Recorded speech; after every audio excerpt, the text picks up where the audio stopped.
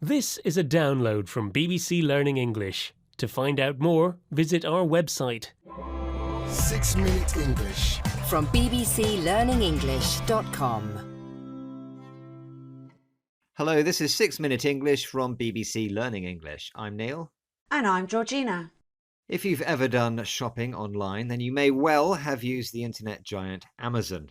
From its origins as an online bookstore, Amazon has grown into grocery deliveries, TV and music streaming, and even space exploration, making its founder, Jeff Bezos, the richest person on Earth. Amazon is so successful, it affects how many of us live our lives. So in this program, we'll be taking a look inside the brain of Jeff Bezos to find out how he thinks. When Jeff Bezos' friends talk about him, three words they often use are invention, risk-taking, and long-term vision. These are qualities which Bezos admired in his grandfather, Lawrence, who from an early age taught Jeff that by careful thinking, any problem can be solved. As a boy, Jeff and his grandfather repaired an old, broken-down truck. When interviewed today, Bezos sometimes compares Amazon to that truck. Very heavy, but impossible to stop when it rolls downhill, which is exactly what accidentally happened one day. But do you know how the story ends, Georgina? That's my quiz question.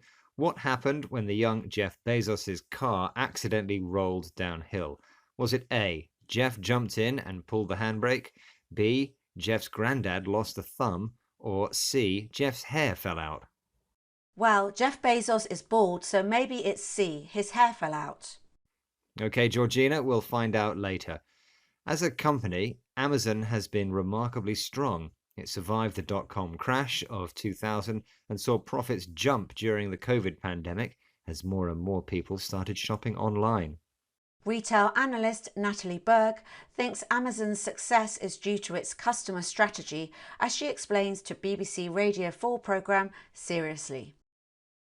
Jeff Bezos applied this concept to Amazon by relentlessly focusing on customers, by putting them at the heart of the business, that would attract more customers, more traffic to its site, which would in turn attract more sellers, which would mean a greater selection for customers, which again would enhance the customer experience.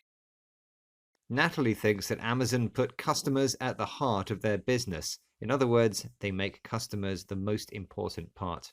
This improves Amazon's customer experience, a customer's total perception of their experience with a business, including such things as the quality of service and support if something goes wrong. Customers can write reviews on Amazon's website, and happy customers means more web traffic, the number of people visiting a particular website. In the difficult years following the dot-com crash, Jeff Bezos started Marketplace, where other sellers compete with Amazon's own products. More sellers brought more customers, which in turn brought down prices. Then in 2013, Bezos bought the Washington Post. And in 2019, he launched his space exploration company, Blue Origin, to explore mineral resources on Mars. Most recently, Jeff Bezos has set his sights on even bigger things, saving the future of the planet. Bezos chose Tom Rivett-Carnac of the environmental group Global Optimism to help Amazon meet climate initiative goals aimed at slowing climate change.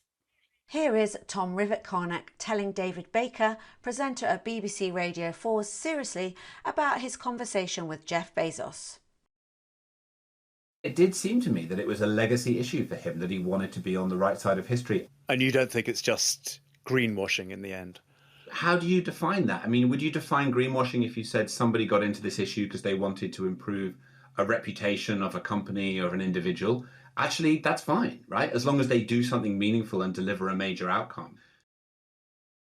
Protecting the planet is what Jeff Bezos wants to be part of his legacy, the achievements of his life that will continue after he dies. In other words, Bezos wants to be on the right side of history, judged to have acted correctly or morally by future generations. Ultimately, though, it's real action on climate change that counts, not just greenwashing. Do you know this new expression, Georgina? Well, I know that whitewashing means trying to hide the truth about something. Right, so greenwashing means trying to make people believe that your company is doing more to protect the environment than it really is. Well, with so many achievements already behind him, I'm sure Jeff has made his grandparents very proud. Which reminds me of your quiz question, Neil. Ah, yes. I asked Georgina what happened when the car Jeff Bezos and his granddad Lawrence were fixing accidentally rolled downhill. I thought it was C, that Jeff lost all his hair. Was I right? No, you were wrong, I'm afraid, Georgina. The correct answer was that B, his grandfather lost his thumb. Okay, Neil, let's recap the vocabulary, starting with customer experience, a customer's feelings about their experience with a business. If you put something at the heart of things, you make it the most important part. Web traffic is the number of people visiting a website. Your legacy means all your life achievements that will continue after your death. Someone who's on the right side of history will be judged positively by future generations. And finally, greenwashing is when you pretend that your company is doing more to protect the environment than it really is. That's all for our peek inside the brain of the world's richest man. Join us again next time when we'll be discussing another trending topic. Bye for now. Goodbye. 6 Minute English. From the BBC.